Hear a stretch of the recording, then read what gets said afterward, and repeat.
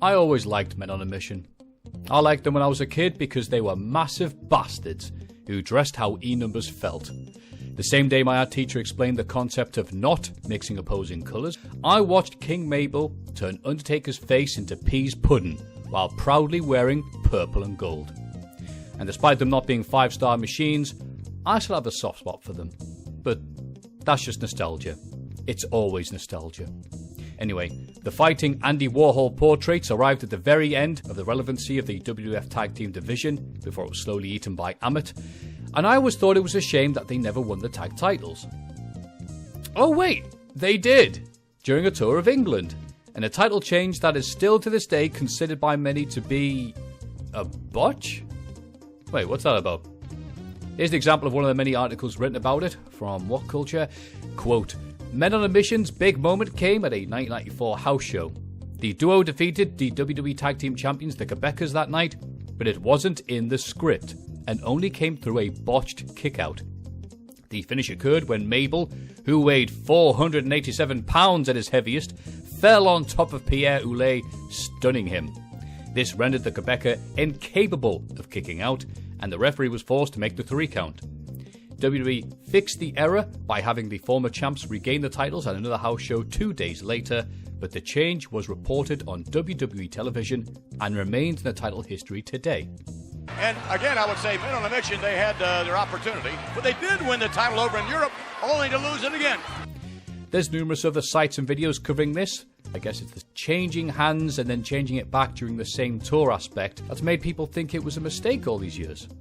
Even though this has happened a few times before and since, Paul London and Brian Kendrick winning and losing the title to Lance Cade and Trevor Murdoch in South Africa in 2007. The Steiner brothers won and lost them from Money Inc. in June of 1993. And Vader and Sting traded the big gold belt in the tour of UK and Ireland in 93. Plus, just added house show title changes are always good when the numbers are down, and because house show attendance in 94 was plummeting like the Estonia, the Quebecers won back their tag titles from the team of 123 Kid and Marty wants to have sex with his kid Janetti a few months earlier. But where does the idea that this was unplanned come from? Surely it's from everyone's favourite journalist Dave Meltzer. Okay, let's have a quick look. From the April 11th, 1994 edition of The Observer. Quote, the other title changes were just quickies on the WWF European Tour, where Men on a Mission won the tag titles in the 3rd 29 in London, England, at the Royal Albert Hall from the Quebecers, and then lost them back on the 3rd 31 in Sheffield, England. Those title changes were acknowledged in the US on All American Wrestling, unlike when WCW did a similar show, blah, blah, blah, blah, blah. Alright, then it wasn't Dave. Okay, fair enough. Let's check out the IC champion of wrestling journalism, Wade Keller, the Pro Wrestling Torch. Quote, the Quebecers lost 329 in London and later regained the WWF Tag Team titles from Men on a Mission on the WWF's tour of Europe. Oh, okay, it wasn't them. Well, I don't have any copies of Superstars of Wrestling lying around and Mean Gene's hotline is currently engaged. So, where does this info come from? Who is the thing? Oh, that's right, Wikipedia. Quote, Men on a Mission won the titles on March 29, 1994 at a house show in London, England, 1 in a box.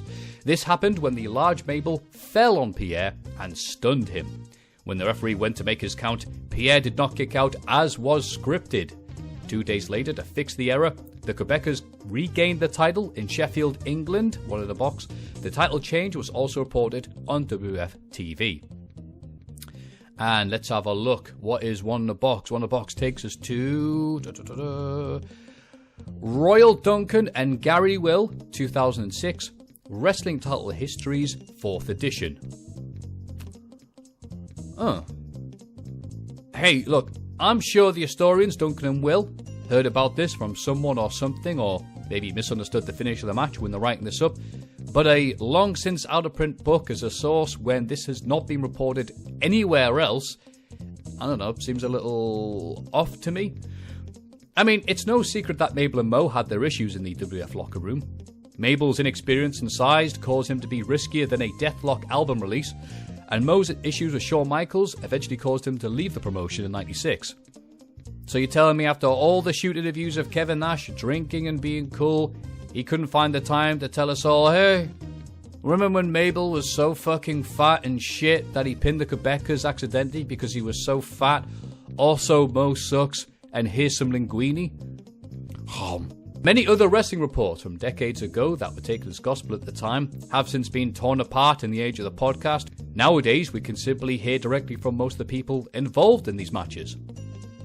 Which leads me to my next segment, hearing from people involved in the match. Here's Mabel's interview from Pro Wrestling Diary Shoot interview released in 2009. You actually won the titles. Is this true that you accidentally knocked out like Pierre of the Quebecers, and is that what instigated the title change?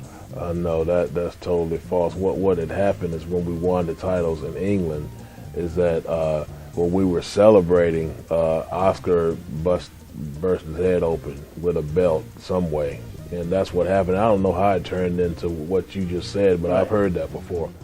Here's Oscar's thoughts when he was interviewed by the website Pro Wrestling Stories. I asked if in that non-televised house show in London, if Pierre unwittingly didn't kick out of Mabel's pin, thus indicating that Mom's title win was unplanned.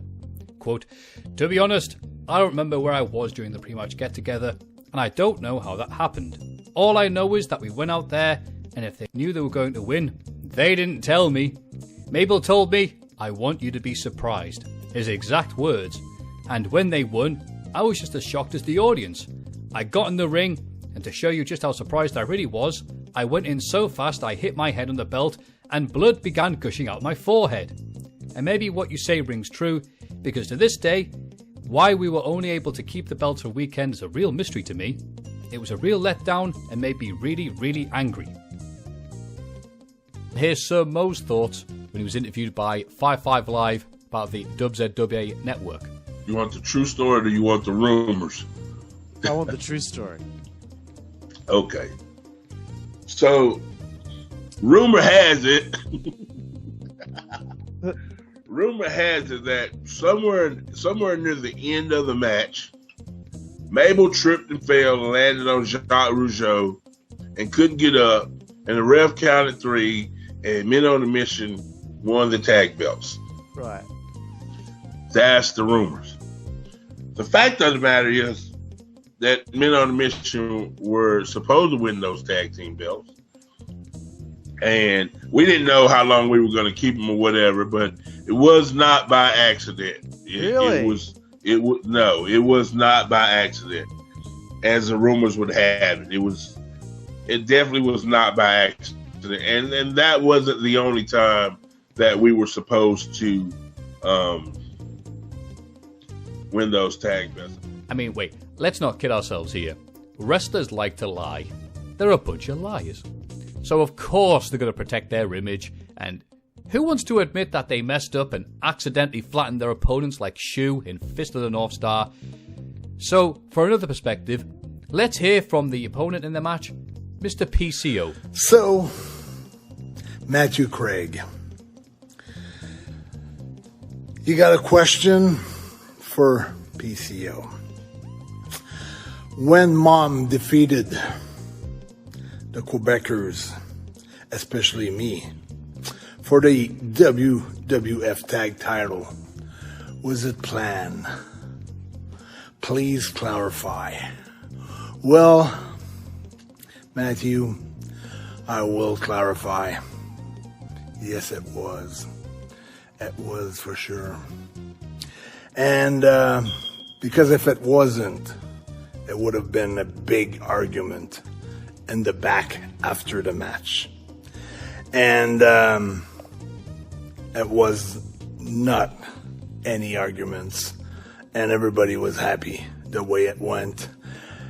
And also, I can assure you that it won like it was supposed to go. And the Quebecers, Mabel, Mo, Oscar, we always got along. So it was no beef there. Even though, like, sometimes, yes, Mabel was like, if it squashed me or if it leg dropped me, sometime I was, trying to find air here and there because he was a big dude. He was a super big dude. But it was just at the time where WWF wanted things to happen on the road. So during house shows, it could be, a surprise effect where the straps could go and switch hands. So I think, if I'm not mistaken, we regained those titles at the London Royal Albert Hall just 2 days after we lost the titles. So here you go. You got everything you need, and have a great day. So there you have it. Unless Jacques Rougeau joins Conrad's network and goes, non, they are lying. Like how Hogan lied down for me in 97. I'm going to go with, this wasn't a botch. I think a lot of people have wanted this story to be true for so long that they're willing to ignore all the information in front of them. Because let's face it, yes, the idea of a big fat man accidentally winning the titles because he was too fat is quite funny. But after hearing 4 people involved in the match say otherwise, I'm going to go with it not being a botch. Sorry, lads. And that's that. So thanks for the memories, men. You were definitely on a mission to see the sights of Sheffield, England.